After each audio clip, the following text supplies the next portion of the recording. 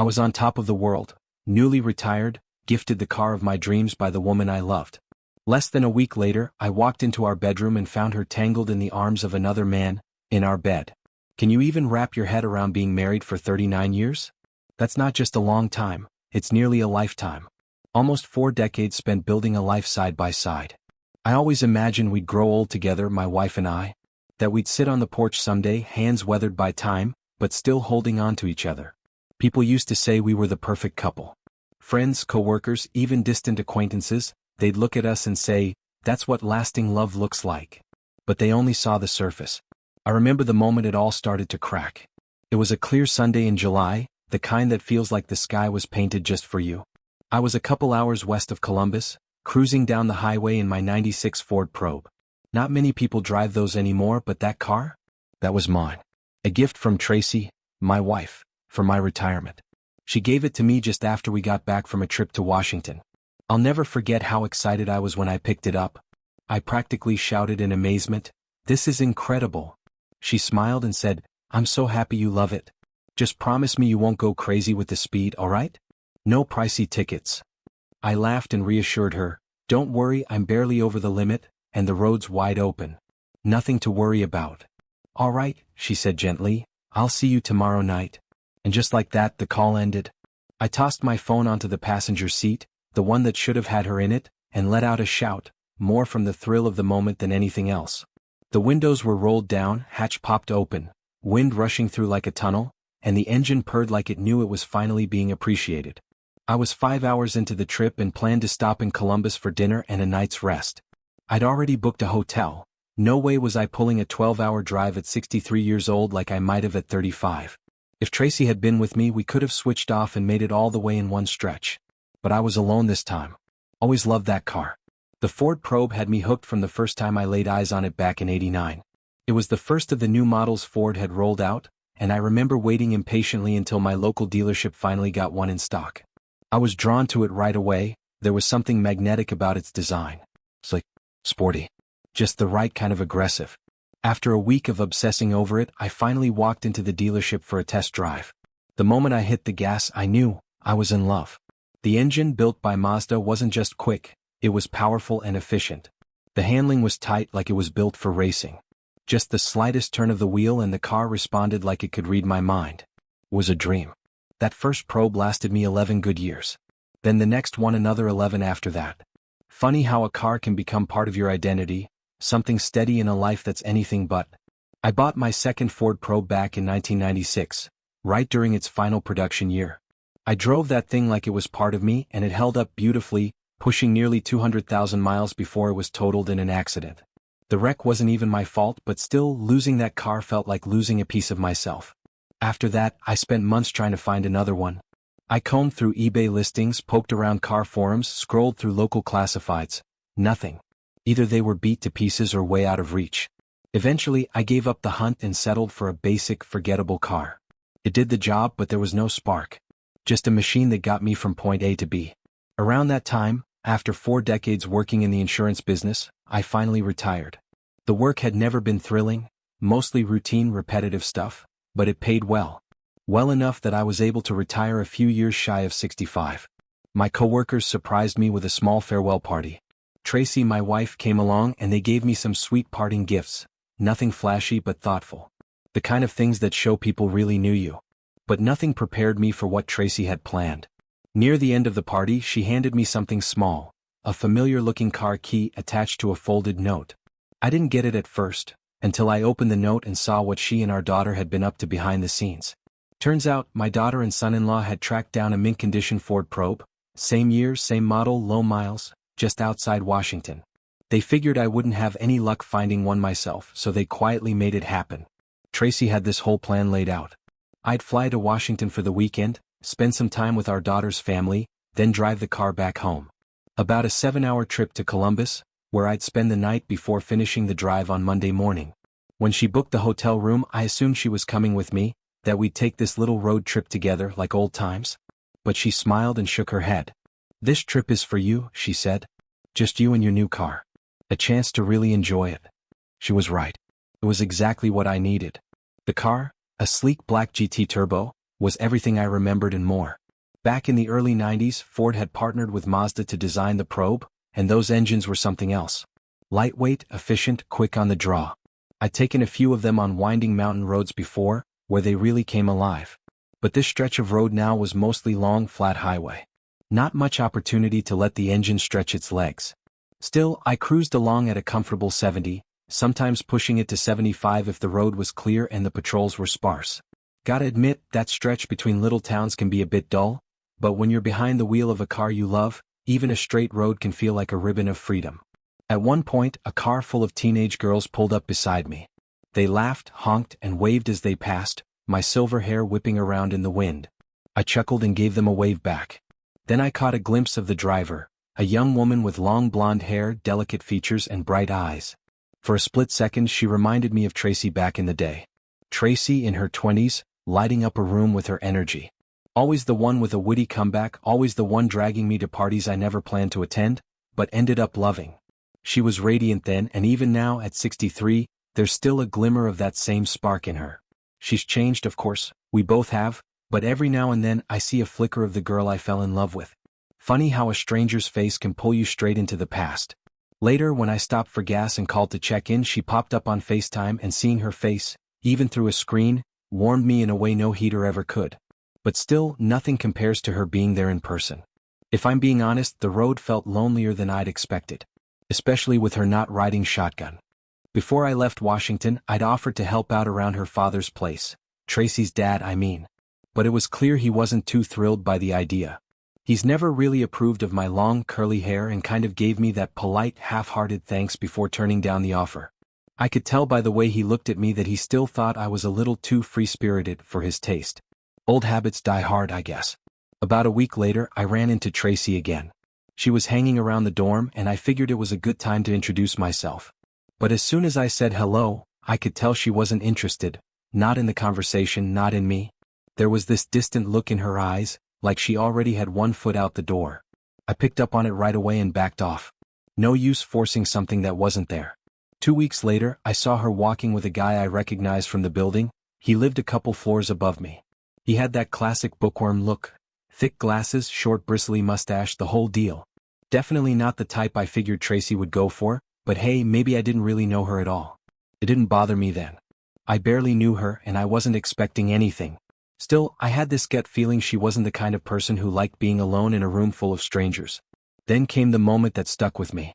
I approached her again, just to say something to break the ice, and her expression shifted instantly. She looked panicked almost, like someone who was drowning and didn't want to grab the life preserver. There was this flicker of fear in her eyes I couldn't quite place. "Do you always take 2 beers?" she snapped, her gaze darting between the glasses I was holding. The way she said it was sharp, almost like an accusation.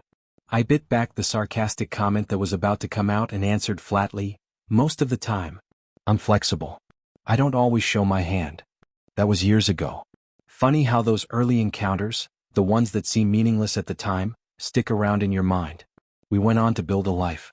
Got married. Had a daughter, Allison, who became the light of both our lives. From the moment she was born, Tracy and I would practically race to see who could scoop her up first. Especially at her grandparents' place, it was like Allison never even touched the ground. For the first 2 years of her life, she was always in someone's arms, usually ours. Thinking back on those days, I couldn't help but smile. Snapping back to the present, I noticed I was nearing the first exit for Columbus. But I didn't even glance at the sign.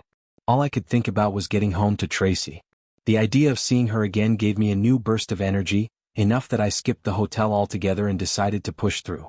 I thought about how she and our son-in-law had surprised me with this car, how they planned the whole thing to give me something special after retirement. Made me grin.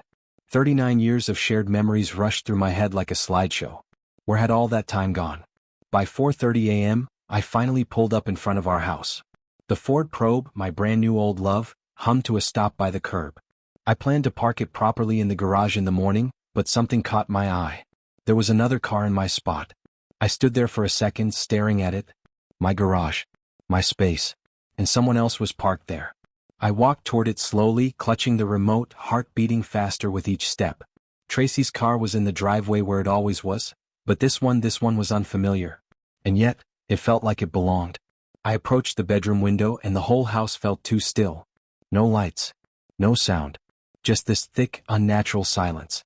The door was locked, but I had my key.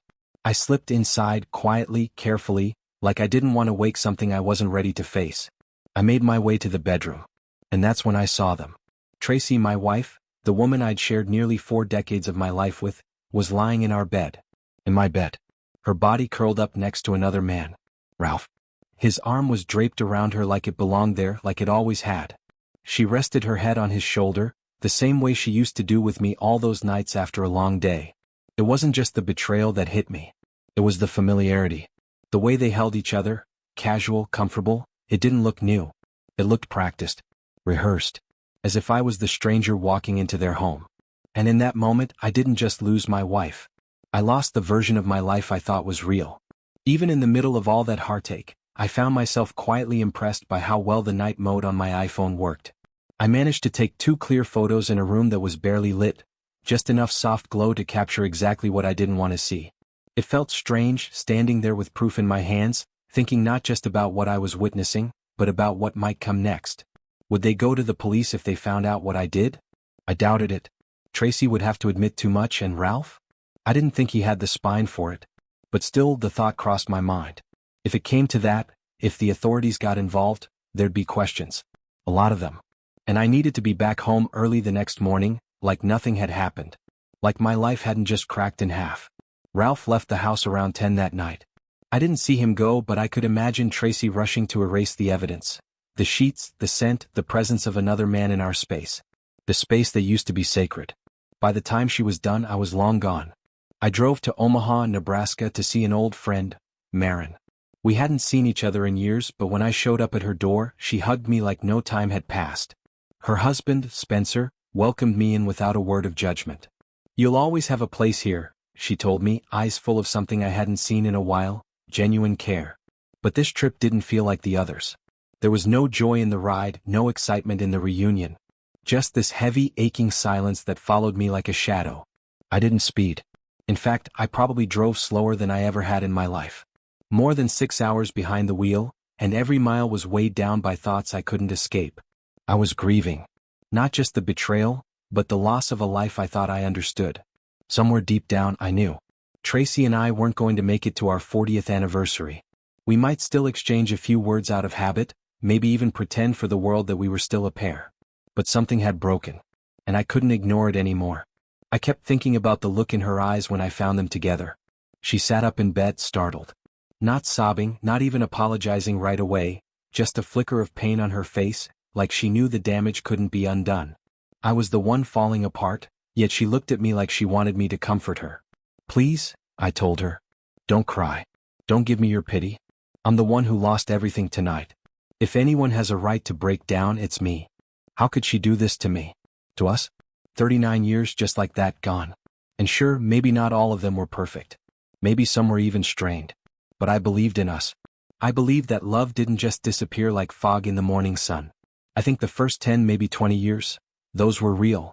Weren't they?" At some point I asked her, "When did it change?"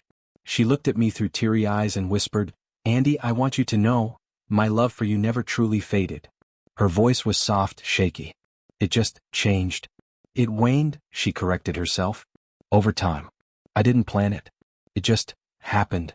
And then she told me the truth. "This has been going on for a while," she said almost too casually. 5, maybe 6 years. At first it was once a month during your business trips. Then it became more regular. Once a week. Sometimes twice. I felt the floor beneath me shift. Like the foundation of everything I'd built was suddenly collapsing.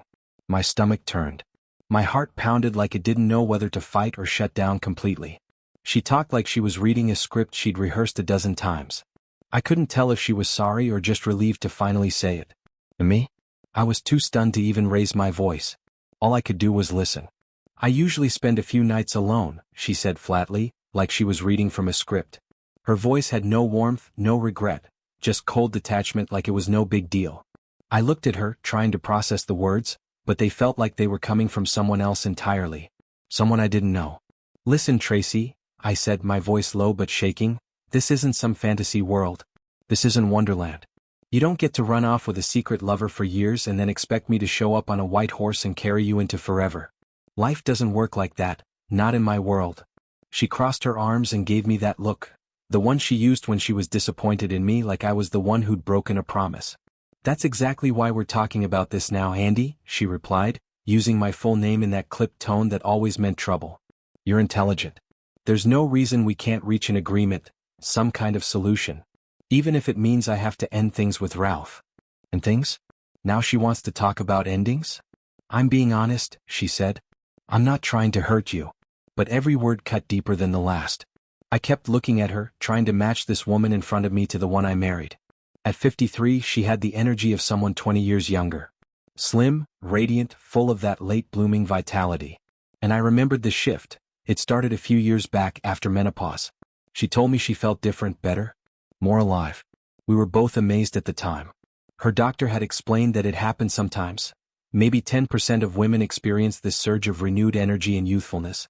We didn't question it. We just enjoyed it. What I didn't know then was how that change would shape our future. I still don't know what possessed me that weekend. I was out of town on business and for some reason, I can't remember why, I invited Ralph to dinner. Just a casual meal on a Saturday night. One thing led to another and before I knew it we were upstairs, alone.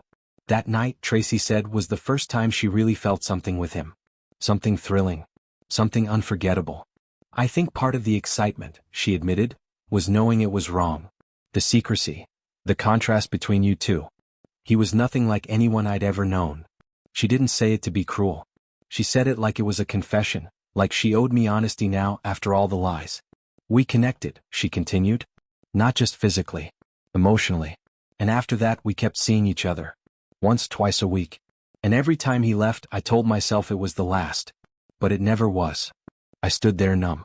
You were free to live your life, I told her, but I wasn't. I made a promise to you. I held on to our vows like they meant something, like they still meant something. She sighed. You're taking this too far. Too far. I snapped. Do those words mean nothing now? Did they come with an expiration date I missed in the fine print? Tracy looked down, then back at me, her eyes softening just a little. Have you really thought this through? If we separate, what then? Living alone in some sterile retirement condo, eating dinner at 4 and watching the clock tick? What do either of us really gain from starting over? I shook my head slowly. Is that what this is about now? Staying together just because it's convenient? Just so we're not lonely? She didn't answer right away. And maybe that said more than anything else. I still care about you, Andy, she said one night over the phone, her voice soft but trying to break through the wall between us. I know you're angry, hurt, but deep down you still care about me too. I know you do. I didn't respond right away. I couldn't. Later that week I found myself having lunch with Willie, my oldest friend. We were sitting outside a little sandwich shop, just two aging men sharing a roast beef and pepper sandwich while the world moved on without us. Willie and I go all the way back to our days at Indiana State. He's known Tracy almost as long as I have. He was there when we first started dating, when it all felt new and full of promise. He and his wife even joined us for a few trips over the years, cookouts, anniversaries, quiet little moments that now feel like a different life. Between bites, he looked at me, concern written all over his face. Andy, do you think she might be showing signs of early dementia? This just doesn't sound like the Tracy I've known all these years. I stared at him, unsure of what to say. That idea had crossed my mind once, maybe in a moment of wishful denial, something to make sense of all this. But even as I looked for excuses, I knew the truth. I agree, I said quietly, though I wasn't sure what I was agreeing with anymore. Maybe I seem soft to some people, but I told Willie I didn't want to destroy her. I just wanted to be fair. I wasn't trying to turn this into some scorched earth divorce. After all, this was a woman who had stood beside me for nearly 4 decades. That has to count for something, right? But the weight of it all was pressing down hard. Over the next few days, Tracy kept reaching out, calls, texts, messages that always sounded like peace offerings, but somehow avoided the one thing I needed most: accountability. She said she wanted to make things right, that she was sorry for the cost I was paying emotionally, that I was being too stubborn and acting immature. But for all her words, not once did she truly apologize for the affair, for the betrayal, for shattering what we had. On Tuesday night, I sat down and called my daughter and son-in-law. It was time to tell them. When I told them about the divorce, the reason behind it, there was a long, stunned silence. Their shock mirrored my own when I first uncovered the truth. "Dad," my daughter said softly, "I don't even know what to say." I tried to ease the moment with a bit of reflection. You know, time might dull the memories, but it won't erase the pain. 39 years, and now it's all just gone. Then I asked Ron, her husband, quiet, steady Ron, the question that had been haunting me. "Ron, if you were in my shoes, if Allison had been with another man for 5 years behind your back, could you forgive her?" I imagined him looking at my daughter just then, her eyes searching his face for something hopeful, something forgiving. But his voice came through steady and firm. "No, sir. I wouldn't." And honestly, I'd have a hard time stopping myself from doing something physical. It wasn't what I wanted to hear, but it was what I needed. Some people might say I should forgive and move on. Maybe even forget. But I can't. I won't.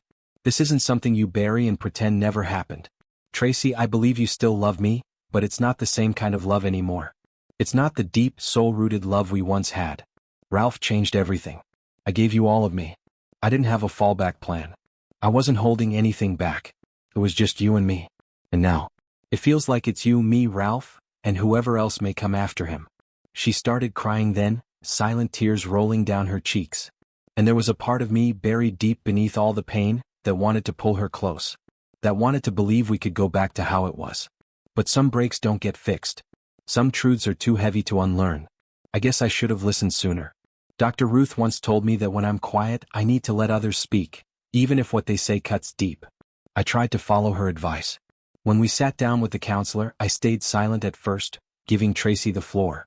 But I was told I could share my side before she jumped in, and I appreciated that small show of fairness.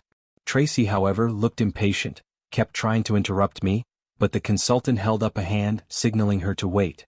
When she finally did get her turn, her story more or less mirrored mine, at least in the facts. But even then, something about her delivery felt hollow. Like she wasn't really owning any of it. Then Dr. Warlingham turned to me and said, "Mr. Andy, this seems like a very serious matter. You've never been one to exaggerate or twist things. So I have to ask, why has this affected you so deeply?" I sat there for a second, staring at the floor before answering.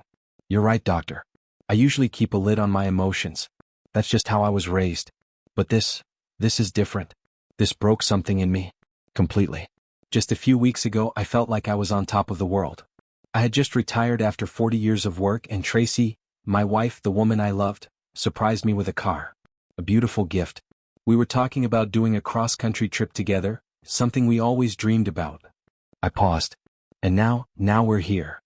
Tracy shifted in her seat. "That Saturday I was feeling a little down. Lonely," she said. "You weren't home and I ended up inviting Ralph over. I didn't think much of it at first, but he must have taken it differently." Her tone changed, almost reflective. "He flirted more than usual. I didn't stop him. We started kissing and it felt like a natural progression somehow. Like the friendship just spilled over into something physical. It was the first time in 42 years that I'd ever been intimate with someone who wasn't you, Andy." I closed my eyes for a moment. I wasn't sure what was worse, her honesty or the fact that she said it like it didn't break her to admit it. She continued, "It wasn't about love. It wasn't even planned. But when it happened, it was exciting. And real. Real." That word hit me like a punch to the chest. She turned toward me. "Can't we just put it behind us? Isn't this all about your pride?" I almost laughed. That was the moment it hit me. She didn't get it, not really. To her, this was about me and my fragile ego, as if I was just nursing a bruised sense of masculinity.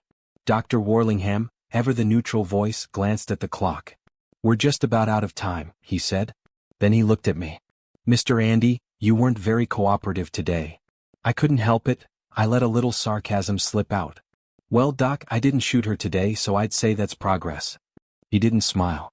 "Sarcasm won't help you here," he said firmly. I stood up, suddenly tired of the whole thing. As we walked back to the parking lot, Tracy tried to say something, but I wasn't listening anymore. The distance between us wasn't just emotional anymore, it was physical. I could feel it in every step. We were no longer us. Just two people walking away from something they no longer shared. Everything now seemed to orbit around her needs, her emotions, her decisions. I was an afterthought. Ralph? An accessory. Me?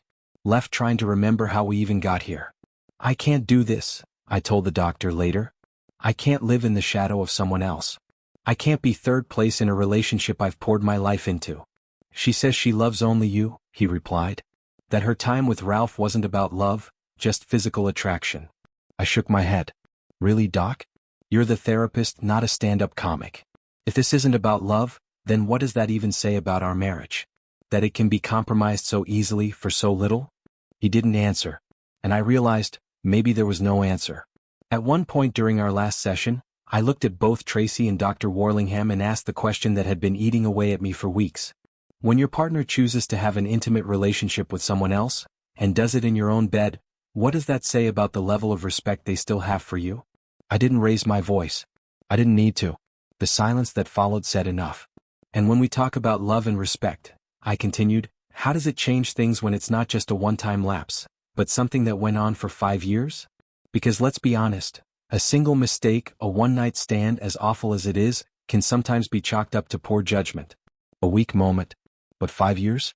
That's not weakness. That's a second life. That's intentional. Even if she wants to say it was purely physical, what does that say about how she saw me? Did she really think I wouldn't notice? Did she think I was just some clueless husband, too naive to question her late nights and weekend errands?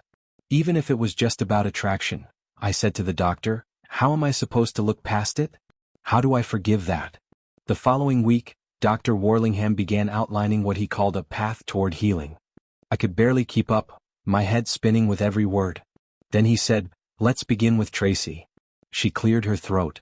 I don't want to lose Andy, she said, locking eyes with me for a second before looking away.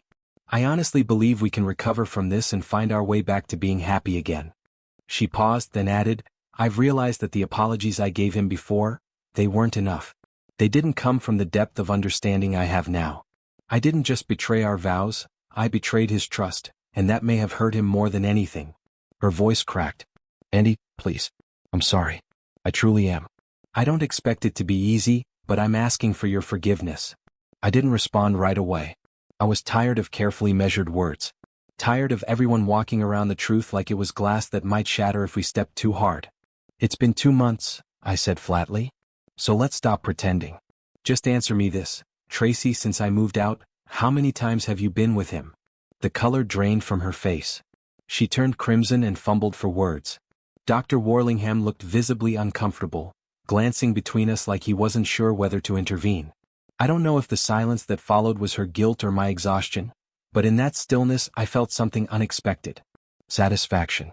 Not revenge. Just confirmation. That everything I suspected wasn't in my head. Later that week I saw Allison again.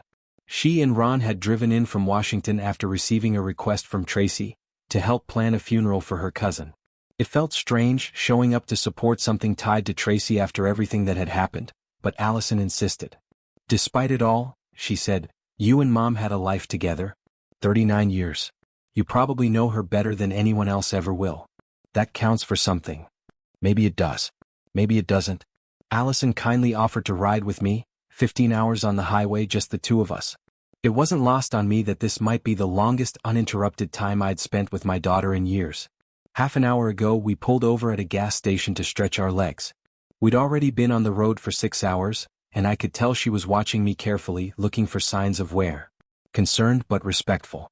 Did you really drive for 8 hours yesterday? She asked, sounding both impressed and slightly alarmed. At your age. I laughed.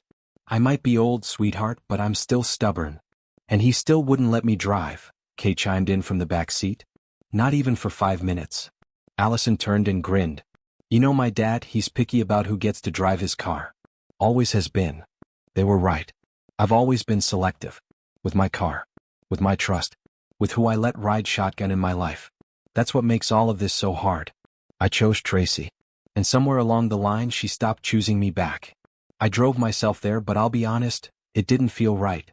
Standing outside the funeral home, I couldn't shake the emptiness in my chest. What once tethered Tracy and me together now felt like a memory softened at the edges. Something distant, almost unreal. Before the eulogy I sat quietly in the back row with Kay. Neither of us said much. The room was filled with people. Friends, family, folks who knew Tracy through different seasons of her life. The pastor gave a beautiful, heartfelt tribute. His words moved people to tears, genuine, gut-deep sobs from those who loved her dearly. But not me. I had cried my tears for Tracy a long time ago. back when she was still alive and I first learned I'd already lost her. After the service, we all gathered back at Tracy's house. The house that used to be our home. The one where memories still clung to the walls like wallpaper I couldn't quite peel off. The rooms looked the same but they didn't feel like mine anymore. Old friends I hadn't seen in years greeted me warmly, offering condolences with kind eyes and soft voices. There were hugs, long pauses and questions I wasn't ready to answer. Kay handled much of it gracefully, helping with the small things, coffee, dishes, comforting nods. As she handed out mugs around the kitchen table, I caught her eye and raised my eyebrows in amusement. She smirked knowingly. The room buzzed with quiet conversation until it was clear that people were waiting, watching me. So I cleared my throat and addressed it head-on. I know there's been some curiosity, I said, holding my cup steady. So, let me just say this, Kay is my travel companion, not a romantic partner. There was a chuckle or two. We've been friends for years back in Houston. When she heard I was going on this long road trip, she kindly offered to come along. And yes, maybe I made things a bit awkward by joking about her being a friend with privileges, but that was just me being careless with words. I glanced at Allison and Ron, who were still trying to piece things together. Kay leaned in gently, smiling at them. Your father has been through a lot, she said. Ellie, Ron, he's healthy, strong-willed as ever. These days there's a little help if needed, she added with a playful tone, but let's not forget, intelligence doesn't age the way we expect it to. That got a good laugh from my grandson, who found the whole conversation hilarious. Even I had to laugh. In a house once filled with tension and unspoken things, the sound of shared laughter felt like air returning to the room. Everyone had assumed I'd end up bitter. Alone. Some ghost of a man who couldn't let go of the past. But sitting there, surrounded by family, sipping coffee, and watching Kay crack jokes with people who had only just met her, I didn't feel bitter. I didn't feel broken. I just felt present. Maybe I wasn't quite healed. But I was healing.